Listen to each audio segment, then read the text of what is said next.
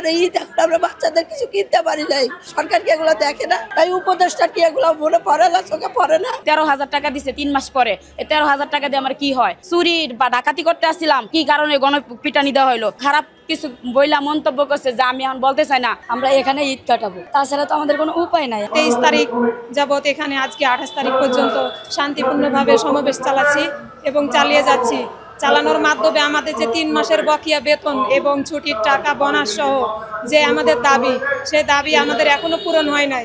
এ কারণে আমরা এখনো ঘরে ফিরে যেতে পারছি না। কালকে আমাদের যে টাকা দেওয়ার সিদ্ধান্ত ছিল সে অনুযায়ী টাকা দিলেও মিথ্যে গুজব ছড়াইছে যে মালিক পক্ষ থেকে নাকি গাড়ি বিক্রি করে টাকা দেওয়া হয়েছে। এটা সম্পূর্ণরূপে মিথ্যে কথা। শ্রম মন্ত্রণালয় এবং বাংলাদেশ সরকারের কাছে আমাদের আবেদন, আপনি একটাবার চেষ্টা রাখবেন। আপনি কি চান না গার্মেন্টস শ্রমিকেরা তারা ঘরে ফিরে যাক? আমরা তো বকেয়া বেতন পাচ্ছি না, আমাদের মালিক পক্ষ দিচ্ছে না, তাহলে আমরা কিভাবে ফিরে যাব? আমরা এখানে ঈদ কাটাবো, তাছাড়া তো আমাদের কোনো উপায় নাই। আমরা কি করব? সরকারের এটা দেখা উচিত। 2 দিন পরে ঈদ এখন আমরা বাচ্চাদের কিছু কিনতে পারি নাই। আমরা কিভাবে আছি? 7টা দিন পরে এই পরে রাজপথে পরে রয়েছি। সরকার কি এগুলো দেখে না? এগুলো কি শোনে না? সরকারের চোখে কি পড়ে না? তাই উপদেষ্টা কি এগুলো মনে পড়ে না, চোখে পড়ে না? ও কি এগুলো দেখতে পাচ্ছে না? ও আমাদের বকেয়া এগুলো দিয়ে দিতে কাজ করছি, আমাদের বকেয়া বেতন দিয়ে দিবে, আমরা চলে যাবো। 13,000 টাকা দিছে 3 মাস পরে। এই 13,000 টাকা দিয়ে আমার কি হয়? তার মধ্যে গুজব ছড়াইছে যে আমার টাকা পরিশোধ করে দিছে।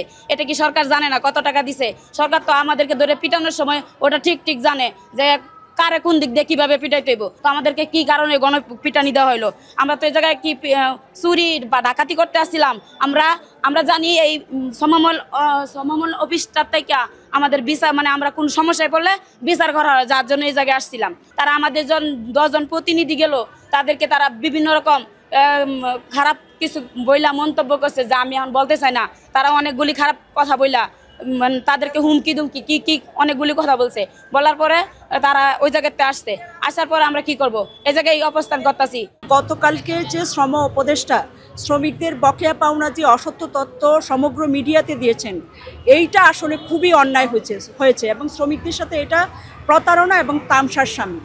ফলে আমরা এটার প্রতিবাদ করি এবং আজকে জানেন যে এটার প্রতিবাদে এবং বকেয়া পাওনা পরিশোধের দাবিতেই আজকে সকাল 11টায় প্রেস কনফারেন্স হয়েছে এবং বিকালে হচ্ছে আমাদের ভোকা মিছিল আছে। আগামীকালকে হচ্ছে প্রধান উপদেষ্টা বরাবর আমাদের স্মারকলিপি প্রদানের কর্মসূচি আছে।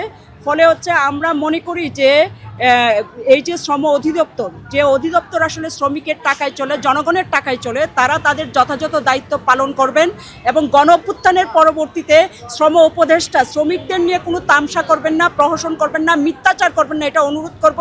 আজকে TNZ গ্রুপের শ্রমিক সহ, স্টাইল ক্রাফটের শ্রমিক সহ সমগ্র গার্মেন্টস শ্রমিকদের, যেসব গার্মেন্টস শ্রমিকদের বকেয়া পাওনা এখনও বাকি আছে, আন্দোলন করছে, তাদের বকেয়া পাওনা পরিশোধের যথাযথ পদক্ষেপ নেবে। কারণ গণঅভ্যুত্থানে শ্রমিকরা, গার্মেন্টস শ্রমিকরা জীবন দিয়েছে, এইটুকু ভুলে গেলে হবে না।